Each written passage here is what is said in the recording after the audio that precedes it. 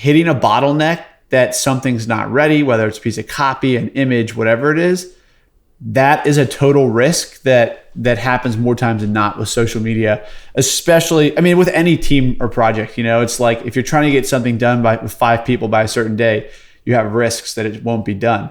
And then you have to stand the risk of getting really stressed out that you don't have your picture or your copy and like, oh my gosh, I just want to get this posted and move on with my day.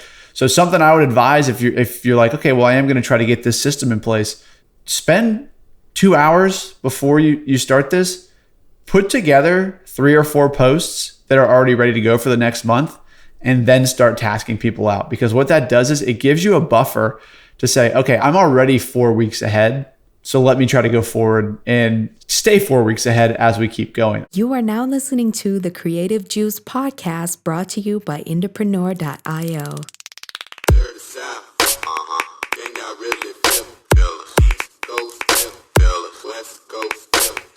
What's up, Indies? Welcome back to the Creative Juice podcast. This is episode 192, and I'm super excited to be here today.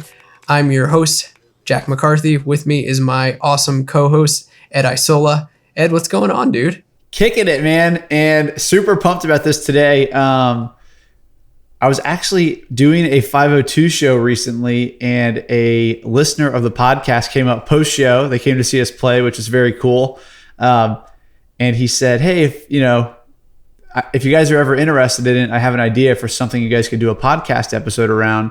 So I told him to shoot me over the info. He did, and here we are. So it's going to be pretty sick, I think. Yeah, answering a listener question. I love this stuff. We'll have to do more of this. If you guys ever have questions, feel free to drop a review asking a question. Send us an email.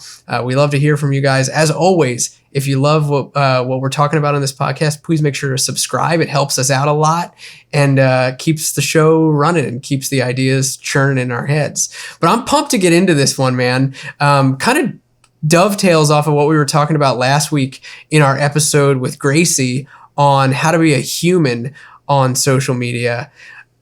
In this episode, I feel like we're going to get a little bit more into the nuts and bolts of how to coordinate your team when it comes to running social media on the organic side. And I think this will be a really fun topic to talk about because we did spend a good amount of time talking about, how to come up with a brand voice when you're a solo artist, when you're a band, when you're working as a brand, the differences between those 3 sorts of categories. But we didn't really get too much into, how to actually structure out the work of that.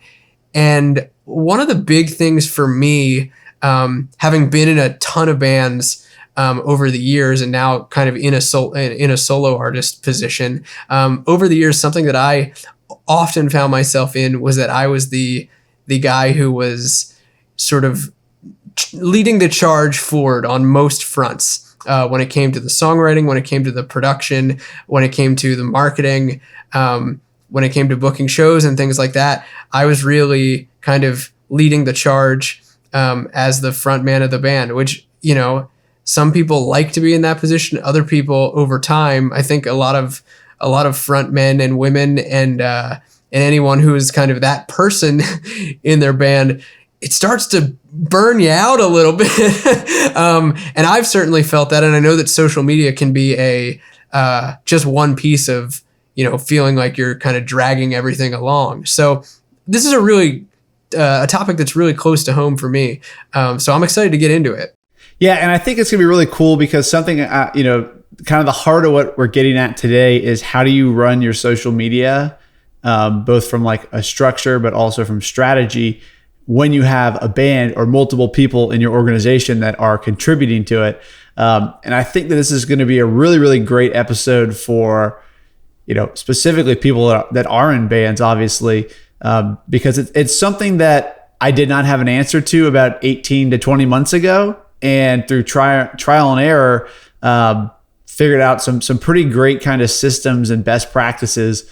Like you said, to make sure social media is fun. Like everybody doesn't want to do everything. So I think this will be really, really helpful, hopefully, to help you guys kind of get some structure. If you are in a band and you're kind of floating around saying like, well, how do we, do this more efficiently or do this so that we're not beating our heads against the wall and not enjoying it? Because ultimately you want to have something in place where you're posting content that your fans can enjoy, but also that you enjoy making and posting for them. Yeah, totally. I think that's pretty spot on to what we're trying to unpack here. So let's just kind of start at the, what might be a very basic or normal situation that a band or a group might find themselves in. And zooming out here a second, like I think this also does apply even when you are a solo artist, because at some point in time, you're going to be building up a team, and building a team and using these same sort of concepts and structures and systems, they really can work the same way as if you're doing it with a band or a group. So I wanted to kind of start with that caveat, but let's say, you're working with a band, 4 or 5 people, and you're just trying to dial in this piece of your marketing, the organic social content, making sure that all the platforms that you're on are getting the attention when it comes to the content they need, the posting, the scheduling on that side, and the engagement, and making sure that the whole thing kind of functions as a machine. I think that that's a good place to kind of kick off, because it's a fairly, normal situation that people might find themselves in if they're in a band. Yeah. And I think first thing is like defining what the parts of the machine are that need to be manned, so to speak, right? If you're trying to get this fluid system in place for your social media, then you kind of need to know what the rules of the game are. So I would typically say that if you're looking at it, you've got your general oversight of social media. So somebody that's just making sure that everything's getting done. And we'll dive into this a little bit more. But then you have your specific pieces of your social media posts, which are, your graphics or your videos. So whatever the actual creative is that you're going to post, the copy, the schedule and timeline of when you're posting, and the actual post. So if you look at it, it seems like there's a lot going on. But really, when it comes to social media, there's just those handful of things. So the next thing to kind of talk about is, how do you figure out who's going to do what? We've got the creative, the copy, the timeline, and the actual posting. So a good place to start, I've found, is that now that you kind of know, okay, here's what we need to get tasked out, it's like, have an open conversation. And we talked about, having open conversations around your brand voice previously, but I've found that open conversations are just pretty much the best policy across the board when trying to make a decision with a group of people. Yeah. And you do need to have somebody in the group that's going to make a final decision if people are at a crossroads. But starting off at, hey, I want to get a better system in place for our social media. Here's the 4 things that we need to kind of figure out. Do any of these interest you? And then just let people talk about what they're interested in. For myself, we've got our saxophone player, Joe, who's also works at IndieX with Jack and I. He loves social media. So he oversees the entire operation of asking that question to us in the first place of, what do you guys like to do? So he wanted to do that, right? So then the question is, okay, what does everybody else on the team like to do? I like being on video. I like writing the copy for it. And it becomes an open conversation where you just want to talk to your bandmates and say, what do you like? And someone might say, I don't want to do anything. And that's okay. If they don't want to do anything, they don't want to do anything. You can't force people to. So I think that that's an important thing to outline too. But really, like I said, you're just looking for creative, copy, timeline, and actual posting. And I guess we could maybe unpack what's best practice around each of those, so you can kind of help your bandmates make an informed decision there. Yeah, totally. I think one other thing to touch on before we dive into that is setting up, on the episode that I did with Jonah Dukes a few weeks ago. It was episode 183, which was all about how to be more productive in your music business. We talked a lot about some of the systems that we use internally at Indiepreneur, and that many of us use as artists as well, which is called Scrum. It's a workflow system kind of methodology. And we talk about in that episode, people being defined as product owners. And essentially, what that is someone who's kind of doing the general oversight and planning of a specific sectors. So you might have, for example, you might have a product owner of your social media for your band. You might have a product owner for, the advertising side of your band. You might have a product owner for production, so on and so forth.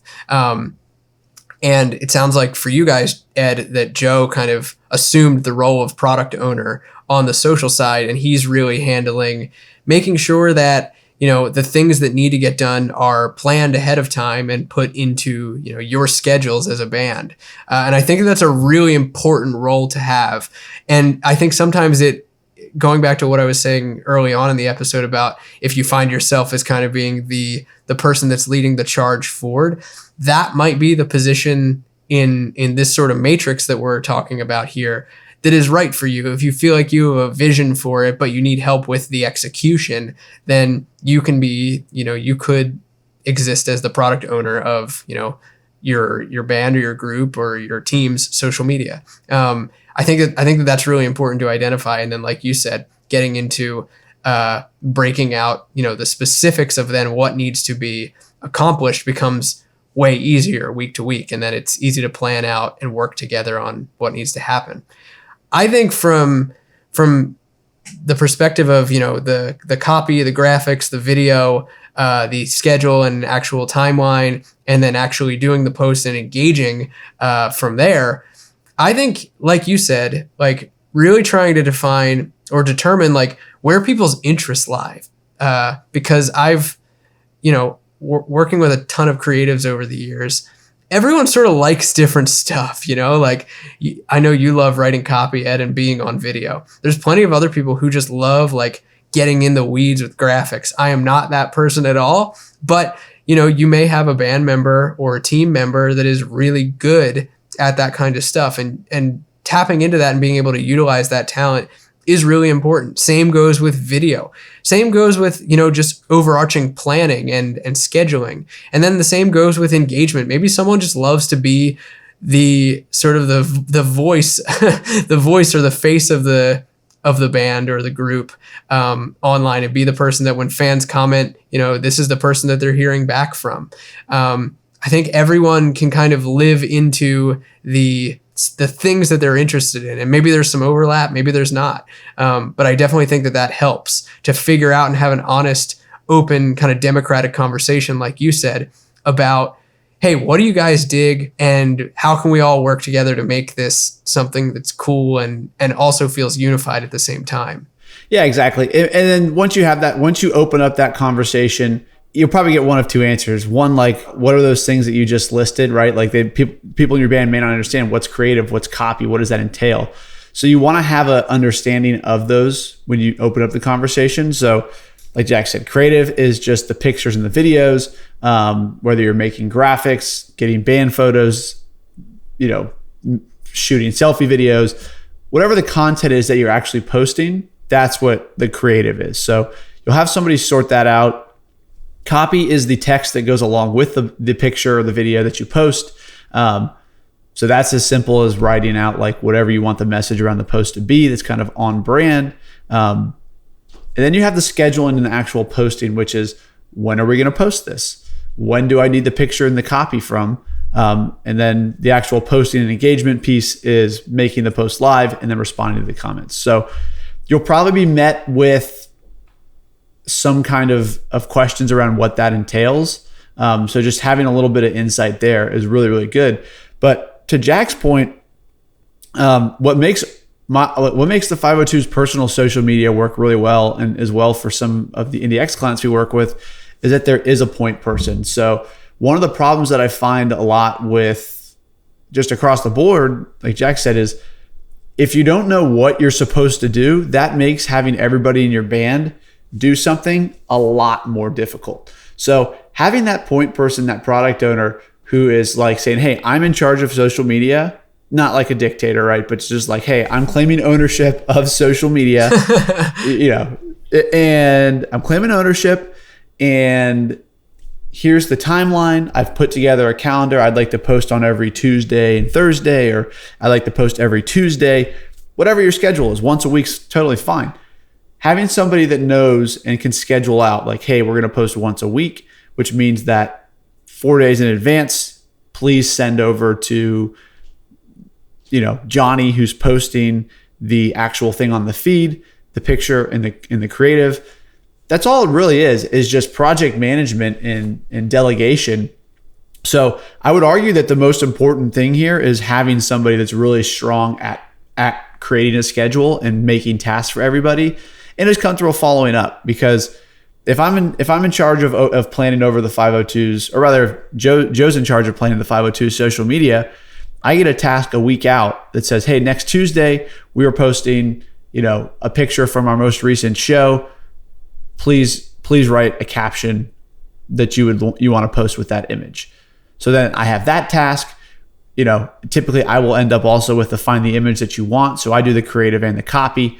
So it's like, okay, I have that. I can put it together. I send it over to Joe. He kind of reads through it. He tells me if he likes it, dislikes it. And what's important here is that we have a clear definition of what needs to get done. And we also have a system in place. It's organized enough that it starts being done a week out so that there's no pressure, there's no stress. We can have open conversations around, I don't actually really like the picture that you chose, Eddie. So can you see if we find a different one? Or, hey, I like this one a lot. Can we work this one in? Or how about this line of copy? So I think that when you start to ask about how do you make your social media flow as a system, it's one, taking the bullet points that we just outlined as the kind of 4 main pieces that you need to be aware of that need to get accomplished. Knowing those, writing those down in Asana maybe, or whatever project management you want to use. I was just going to say, speaking of systems, you mentioned being tasked out. For folks who may not be familiar with like project management or how this kind of stuff works, and maybe just working off of to-do lists or like a group chat, what would you recommend, Ed? I mean, we use Asana often, with all of our clients at IndieX, we use it internally. I quite like Asana. But just to unravel what that is and how it works and how you guys use it. Yeah. So Asana, we took, I think we'll link to the episode with Jonah, where he does a great job kind of breaking it out, but all it is a task management project. So if you have that, it's easy. You just say, okay, Eddie has this task, it's due on this date. It's great. If you don't have Asana, or you don't want to use Asana, and you're just like, hey, I want to stick to the group chat for now, that's totally fine. It's a little bit more manual work, but what I recommend in that is if you are the product owner, and that means if you're the person that is keeping up with making sure all the tasks are done and delivered on time, that's probably the most difficult task, I will say. But if that's your job, get yourself a notebook or get yourself a note on your phone and say, hey, here's my schedule, and then put it in the group and just make sure that you're saying, hey, next Tuesday, I would like to post this. Can person A do this? Can person B do this? Can person C do this? And please send it to me by, the Thursday before. That's all that entails is that you have a plan in your head, you send that text out, and then you follow up with people to make sure it gets done. And so, if you get into project management and Asana and stuff like that, it makes it a little bit easier. It gives everybody like a better timeline of what's going on, but it's not necessary, right? It's not critical to making sure that your system flows better. Totally. And we'll link to Asana in the show notes so that you guys can check it out. There's also other tools like Trello that are similar, ClickUp. These are all popular kind of project management. Monday.com is another one. I get ads for them all the time. They're all, solid options for project management tools, but like Ed said, you really don't need to. You don't need to have that in your stack right away.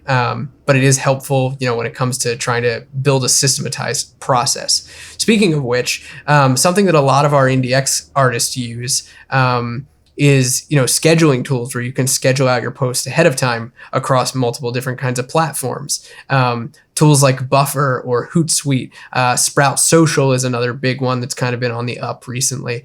There's, an enormous laundry list of these types of, social media scheduling platforms. I feel like we don't really need to go into that too much. Like most of our listeners probably are familiar with these sorts of things. A lot of the platforms also have, built-in scheduling tools. With the Facebook Creator Studio, for example, you can schedule in posts, which is pretty great. But we'll leave some links to some of those outside third-party schedulers as well in the show notes so that you guys can check them out. All of them have pros and cons. All of them have their strengths and weaknesses. I certainly don't recommend any one in particular. I've used Buffer for some things. I've used Hootsuite for others. I've stayed native in others. What do you guys do, Ed? We do it all manual. We post it just by hand. So when it comes to actual day of posting, I take Instagram stories and Instagram feed. Joe takes Facebook, and then our piano player Matt takes Twitter. And I also do TikTok. So we just do it manual. It's, it's easy because at that point I've had everything saved in my phone, the copy, the picture for 3 days. I have it all. So it's just like literally takes me 30 seconds to log in and post it. And that's just a personal preference for probably being a little bit type A about that. I want to make sure it gets posted right. So that's sure kind of just how we handle it. But yeah, whether you use a project like a scheduling tool or you do it manually, I think just having everything prepped in advance. I mean, if you use a scheduling tool, you have to have it prepped in advance. So that's a benefit to that, is that you can't wait till the last minute. Yeah, for sure. I would say like if you're in that place where you're using a scheduling tool already, the biggest optimization point of your system at this stage, if you're, doing a decent job at ideating on content, then the place where your system might need some fine tuning is actually getting ahead of time enough in your schedule to have the content and the copy prepared, to have it approved by whoever needs to approve it, and to have it, scheduled out. So that way you're working a week out or 2 weeks out, or even if it's as short as 3 days out, whatever it might be. I think that that's probably like the fine tuning of the system that you can do there. I would add too to what you just said. If you're listening to this and you're kind of like, hey, okay, well, you know what? I do want to get a better system in place for my social media. The biggest challenge that I have seen that Jack just kind of alluded to was hitting a bottleneck that something's not ready, whether it's a piece of copy, an image, whatever it is. That is a total risk that happens more times than not with social media, especially, with any team or project. It's like if you're trying to get something done with 5 people by a certain day, you have risks that it won't be done. And then you have to stand the risk of getting really stressed out that you don't have your picture or your copy and like, oh my gosh, I just want to get this posted and move on with my day. So something I would advise if you're like, okay, well, I am going to try to get this system in place, spend 2 hours before you start this, put together 3 or 4 posts that are already ready to go for the next month, and then start tasking people out. Because what that does is it gives you a buffer to say, okay, I'm already 4 weeks ahead, so let me try to go forward and stay 4 weeks ahead as we keep going. I found that to be really, really helpful because we originally started out being like, okay, let's try this and let's try to do it week by week, and you fall behind and then you get really discouraged. But as soon as we started off with a small backlog of posts ready to go, we've been able to maintain that kind of staying ahead of the curve, so to speak. That's a really great point. And I think it's an important one because when it comes to building up a backlog, that's something that kind of, again, falls under project management. Not only would you be building up a backlog of posts that you could use ahead of time before you really try to get the system rolling so that you are ahead, but also building up a backlog of ideas and strategy and future things that you're going to need to be doing. That really falls under like product ownership, refining that, making sure that it's in the order of importance and making sure that it gets added, week to week for you guys, or, 2 weeks to 2 weeks, depending on how long of intervals you like to work within. I definitely think that that's like a super key part of this because it also allows you to look ahead at your overall sort of marketing initiatives. And I think that gets into us talking now about like social media strategy, like what you're posting and why you're doing it. We talked last week with Gracie about a lot of content that works to endear your fans. And, that kind of exists as like nurturing content, whether that be on IG stories or on TikTok or whatever type of content you like to really post and engage.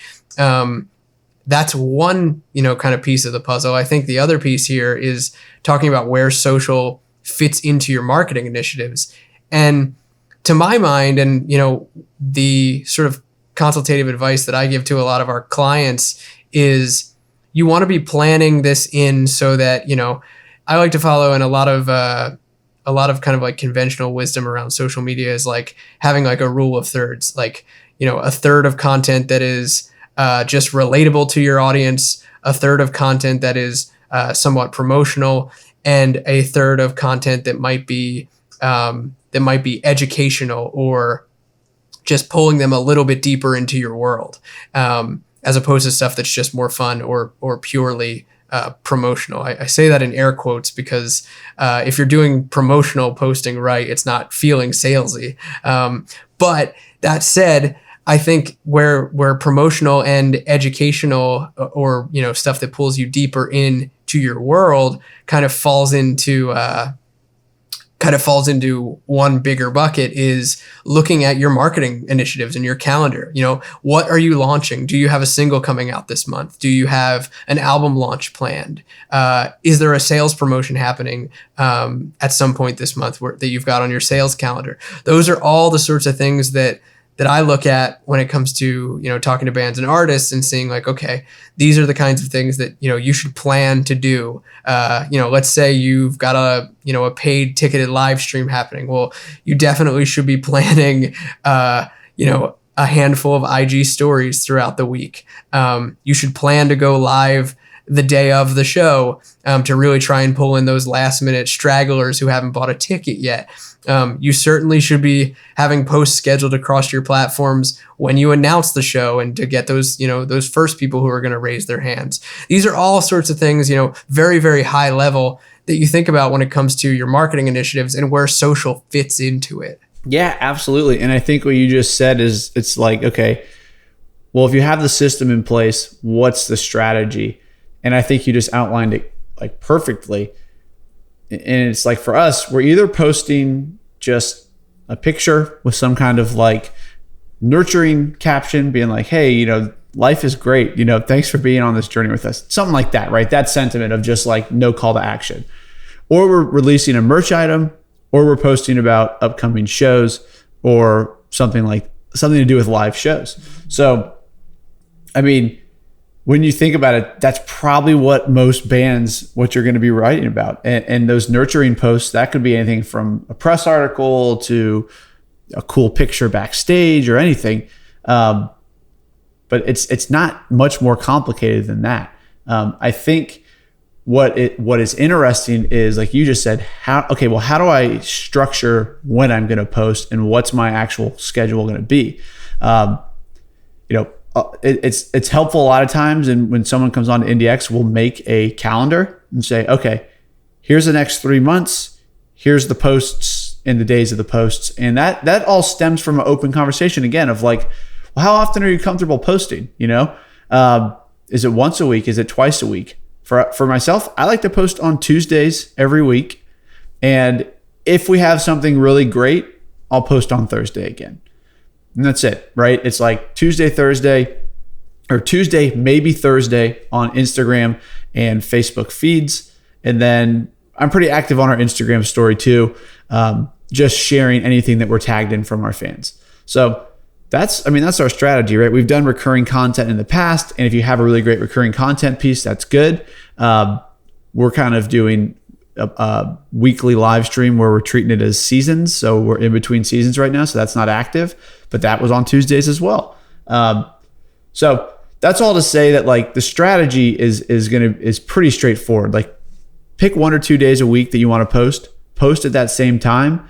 And then just be active on sharing and responding to comments from your fans. That's the strategy we use. It's really great. I think something that really underlines that is that any message, whether it shows up in our inbox or it's like, on Instagram, like the kind of like you have pending requests thing, the hidden ones, everything gets answered.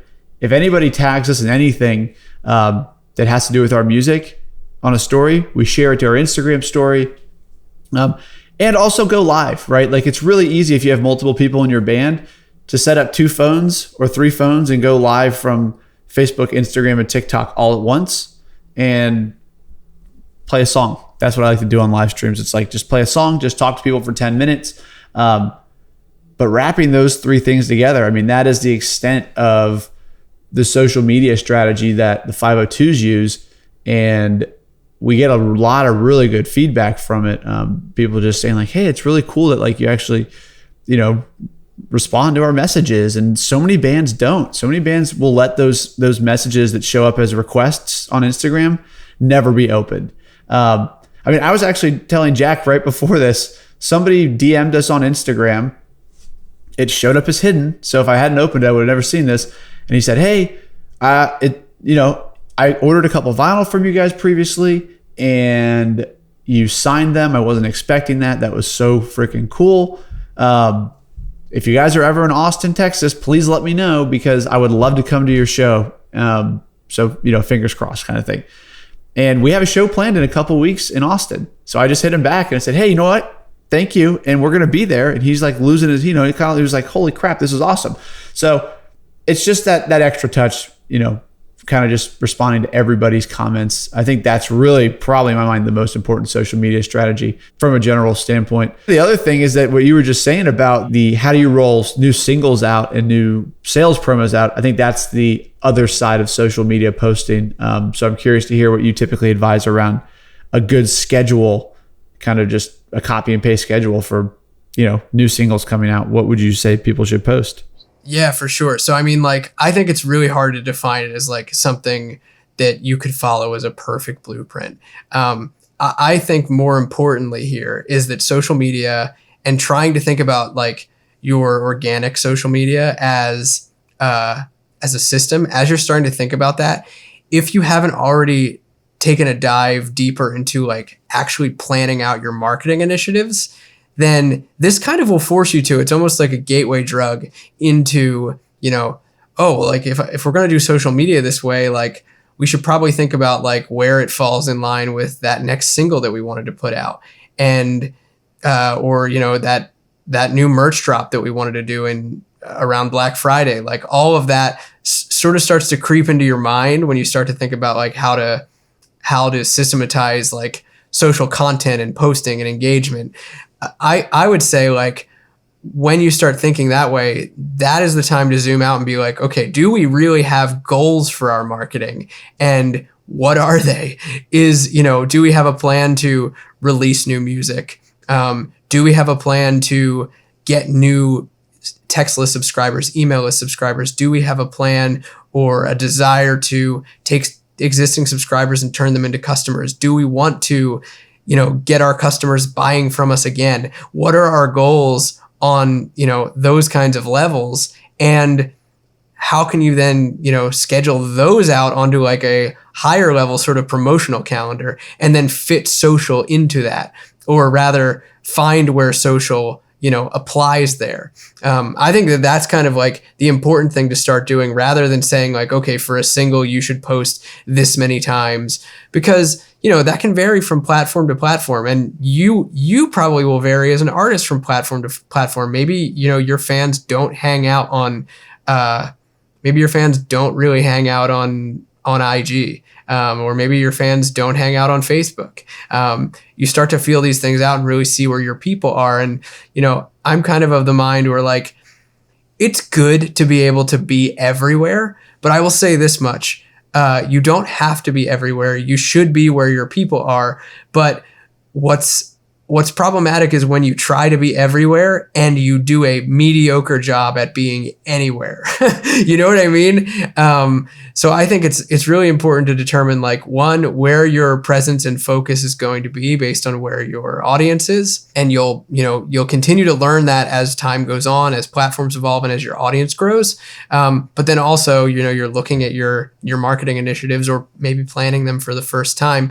If you want, actually, there's a whole training that we have on the Indiepro library on this. It's called How to Generate Sales All Year Round. And it's about building a promotional calendar, a sales promo calendar, and how to run those promotions. And we really go over at a high strategic level, how to plan out your goals, where promotions fit in, what you should be looking to do and shouldn't be looking to do in a promotional calendar.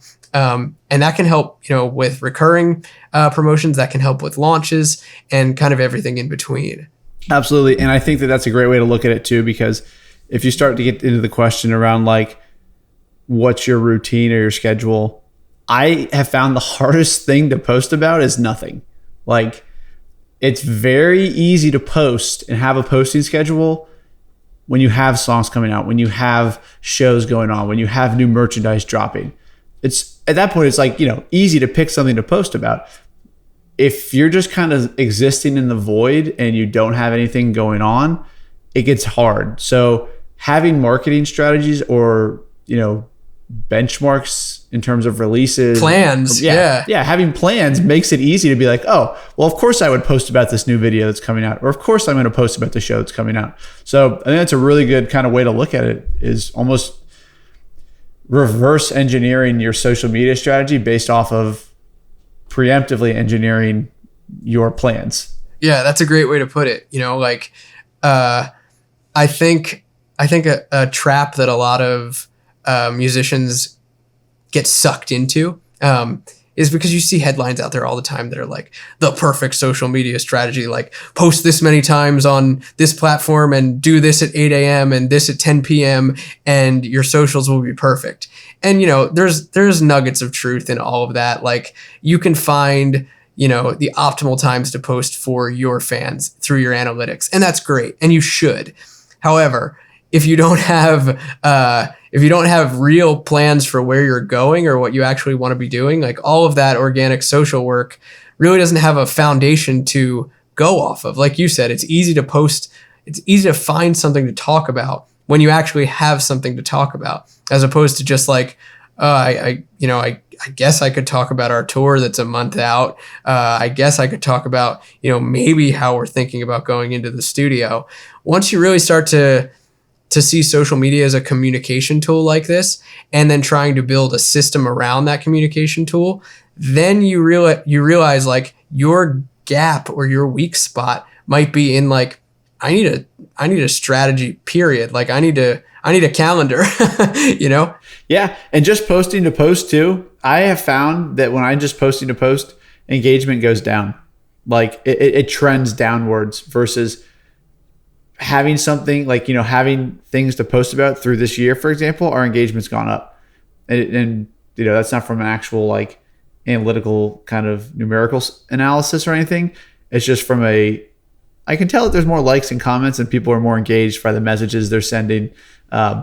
So just posting a post is actually, I think, can hurt you. So I think that it circles what your social media strategy is, circles back to what your marketing plan or your release career plans are. Totally. And that was something that a few episodes back we had Bruce Wiegner, producer and artist, come on the show, and he talked a lot about using social to nurture a fan base and grow like a tribe, really. And we talked a lot about this topic of like having social and the way that you use it serve your bigger plans. It's not just something that exists in a vacuum. So I'll link to that in the show notes. I think it was definitely a really eye-opening episode for me, and a fun episode talking with one of my closest friends about something that, we nerd out about on the side, but never really get to have like an in-depth on the record conversation. So check that out for sure. This was great, man. Nothing else really comes to my mind that I wanted to grill you on about the 502s, but it was great just kind of getting to see under the hood a little bit of how you guys organize your social media, how you structure it as a band. And I think it definitely gives some inspo to other folks who are working with bands or working with a team to try and get their, systems in a better place and, kind of running like a well-oiled machine. Yeah. And it's really, the hardest part about all this is taking the time up front to plan it out, whether it's, your actual career plans or your social media plans. But once you have a very clear path of what you're trying to accomplish, social media is pretty easy, and it allows for everybody else in the band to contribute, which was kind of the original question, right? Was how do I get 5 or 4 people onto the same page? And the answer to that is having a clear plan of what you're trying to do and then saying, hey, you're responsible for this part of it. So having clarity, I think, is really kind of the underlying takeaway, hopefully, for anyone listening, that like have that and then follow the things we talked about earlier, and you should have a system in place. Yeah, I love it. This is good stuff. I really enjoyed this little arc on social media. So we've got a bunch of really cool episodes planned coming up here. So I hope you guys tune in. But thanks so much for kicking it with us on Creative Juice. Peace out, dudes. See you guys. Can y'all really feel the East Coast, feel the West Coast?